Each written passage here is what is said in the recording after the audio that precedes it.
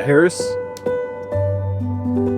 It got started when, it got started when my dad was born, 1896, in a log cabin on Posey Mountain up by Garfield.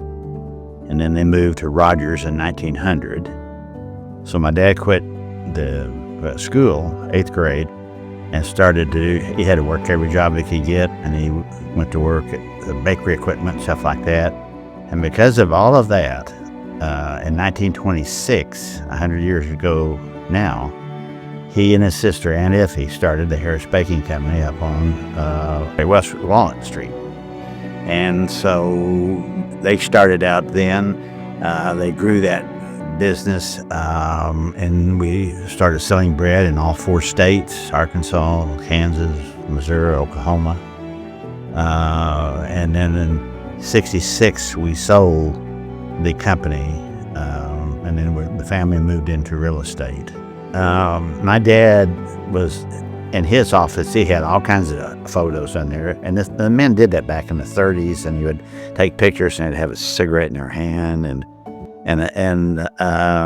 so the Mustang Studios was a real good friend of my dad's, and he'd take pictures, and so a lot of the pictures, not in this particular room, but out in the halls, were my dad's pictures. My dad was very instrumental in politics, and so he knew Wilbur Mills, John McClellan, Jim Trimble. He and Jim Trimble helped bring the Beaver Lake in. He helped bring Daisy down here from Plymouth, Michigan. He helped bring Winston down here from Hannibal, Missouri. So all those pictures are from the 20s, 30s on, and I kept them from my dad. And my dad was very active in the community, and I've been trying to be very active too in the community. My father left me money, and so when I got out of college, I invested in land, and then Larry Garrett taught me into getting the real estate business, and then Jack McHaney taught me into starting a company, which became Harris McHaney. We did that May the 11th, 1976. And so Jack and I had a little small company on West Walnut, and we started out just to build a real estate company. Never thought of anything past that, and then realized all was going to happen. At the time, Jack and I thought that it would be a good profession, but we had no idea about the growth. We didn't think that. We just thought we wanted to have a quality company, real estate company in Rogers. Sam Walton talked to Jack and I and said, "Boys, I can get them to buy into Walmart." He's talking about bringing people in to work at his Walmart. And he said, "I can get them to buy into Walmart, but you guys are going to have to get them to buy into Northwest Arkansas." Well, back then, Northwest Arkansas wouldn't be high on your list where, "Oh, gee, I want to move there." I mean, they didn't have bike trails, didn't have any of that, didn't have anything. And it was going to be part of the future because of people moving, especially with Walmart, having so many associates that would come and go and do those kinds of things. So it's always been very important to us to have that kind of relationship. And so one thing just led to another over a period of time. And of course, the area grew, and then when it grew, we obviously grew. And then we had good fortune that some companies came to us and were wanting to get out of the business, and we took over their offices. And so our reputation, as I learned from my father, is that, you'd be a man of your word and give good quality service, and where people would trust you. And trust was a big thing. That's what I grew up with. Faucette Real Estate got its genesis in 1951. My father had started college at the University of Arkansas in 1927. In 1929, the stock market crashed. His dad lost his job. He didn't go back to school until 1945, after the war. He went to school, got his degree, got an MBA, started in the insurance business initially, then got his real estate license, and then was able to buy into a really small insurance company and started the real estate arm of that. And so that was the beginning. They had a little office downtown in the basement of what was then the First National Bank building. Had maybe 400 square feet in the office, and stayed there for a while, then moved to a little larger office out on North College. I think the address was 1202. Had about 1,000 feet there. And then I moved back here in 1975 and joined him. And then 2 years later, we built an office out further on North College and occupied about 1,300 square feet. And then expanded in that building and then moved it out here where we are now in 1990. He was a member of the Rotary International for over 50 years, and including only one year he was not in the Fayetteville Rotary Club. And the Rotary has a 4-way test. I don't know if you ever heard it before. So the 4-way test was, is it the truth? Is it fair to all concerned? Will it build goodwill and better friendships? And will it be beneficial to all concerned? And so when I came back to Fayetteville, I joined Rotary Club as he did, as he had been a member for so long. And I found a deal where he wrote up the value of our company, what he thought, what embodied how he wanted to run his business. And that 4-way test was in that treatise that he wrote, that half-a-page article. So he really lived it. He believed it. I'd known Pat a long time, not well, because back in the day when I came back here, we didn't do any business in Benton County, and no Benton County brokers did any business in Washington County to speak of. And as the areas grew, they came together and then abutted each other with city limits and all sorts of things. I began to meet him in some places, but I really didn't know Pat well. I'd only shaken his hand a couple of times at Northwest Arkansas Council meetings I'd attended.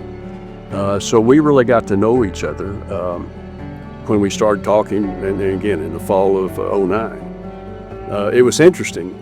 We talked, and then I didn't hear from Pat for a little bit. So I called him and said, Pat, did we get together again? He said, I don't know. He said, I'm just worried about the brand. I don't know. I said, okay. So I called Gillespie, Jim, and I said, Jim, we need to fly Pat up to New Jersey and let him see what Coldwell Banker's all about, because he's saying he has some problems with the brand. So I called Pat back and I said, Pat, let's go to New Jersey. Jim, fly us up there and you can really get a measure of their breadth of business and how they operate. He said, I'm not worried about Coldwell Banker. I'm worried about my own brand, Harris McHaney. That was his brand. That's why he kept it forever, even after he bought Jack out, long before he and I ever got together. So I said, well, let's put that aside for now. Let's sit down and talk about financials and agents and employees and all those kind of nuts and bolts things, and then see if we can get through all of that. Surely we can work something out on the brand. He said, great idea. Okay, we'll do that.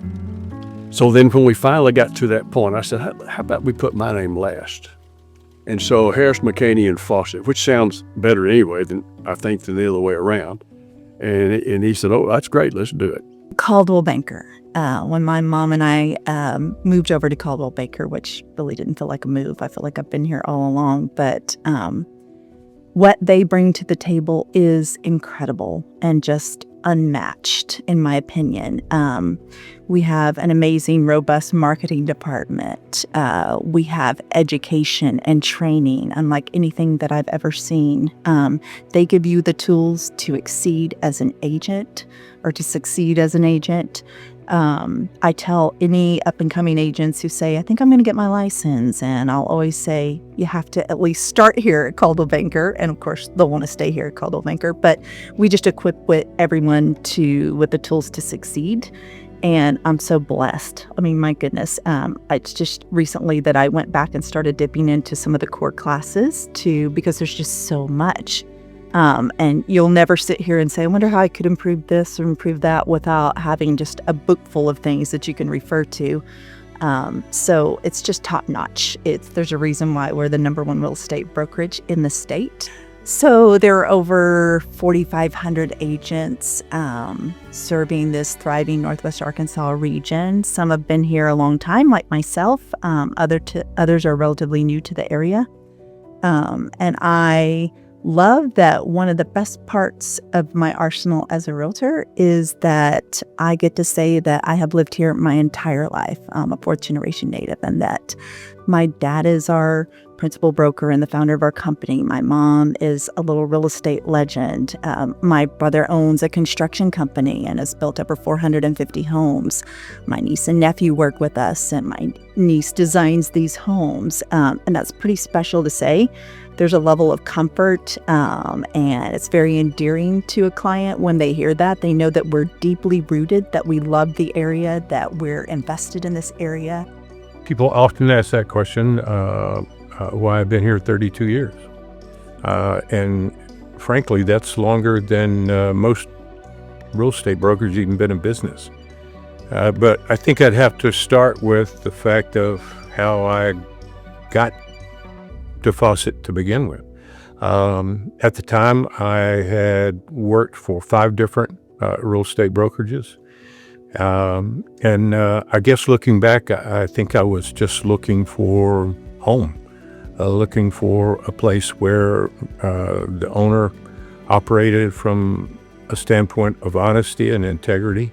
And I didn't feel that I had found that in the brokerages that I'd worked for. But the 6th and final brokerage that I joined was Coldwell Faucette.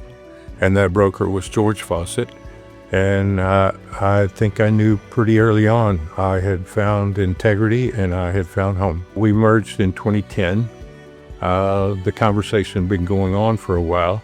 I didn't know much about Pat Harris at that point. I had spent 17 years with George. I knew George. And so I probably had a little trepidation about, where we were going. I think in most mergers, something's lost and something's gained. And you just hope that in a merger, you gain more than you lose. But that wasn't the case with the merger between Coldwell Faucette and Harris McHaney. I found that these were 2 men that were like-minded, and that over time, in that first year, I came to realize that Pat Harris, when it came to business integrity, honesty, the way that he approached agents, the way he approached consumers, was pretty much a mirror image of George Faucette. Who would have thought, growing up in Little Rogers, Arkansas, especially when my dad was little, and the great story of J.B. Hunt and Sam Walton and Don Tyson, and all the things that have happened because of that, and then just Northwest Arkansas in general and all the great people. And it's been stepping stones along the way. And I think, more than anything, we are truly blessed to be here. Everybody says the United States is the greatest country in the world to live in, and I believe that. And within that, we're probably in the best little area in the country. So as you asked me earlier about the agents and the growth, there is so much potential and so many things that we can do here. And we want to continue that. But I'm just super fortunate, super lucky that I got to grow up under the family I have, the name Harris, and seeing all the changes. And I think it's my job and my kids' job to make sure that we continue that legacy and a good reputation. To brag on my dad a little bit is that, one thing that he taught me early on is, he said, David, when things are good and times are good and you're successful and all that, you're going to feel like the smartest guy in the room. And, you're going to think it comes easy. And he taught me early on, you're going to have problems. You're going to have challenges. It's not going to be your fault. And how you handle your problems and your challenges is going to separate you from the rest.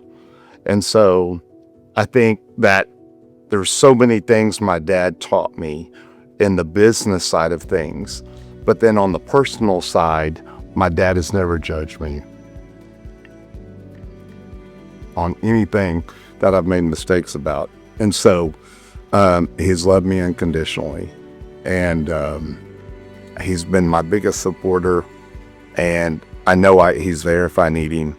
And I know he loves me and I love him. And I'm super proud of all the things he has done.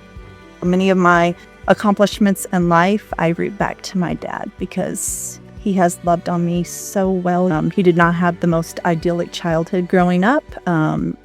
His mom didn't really play a role in his life, and he lost his dad when he was just 15 years old. So he could potentially have a reason to say, hey, this is not fair. But he doesn't. I've always said through my life, if every child had a dad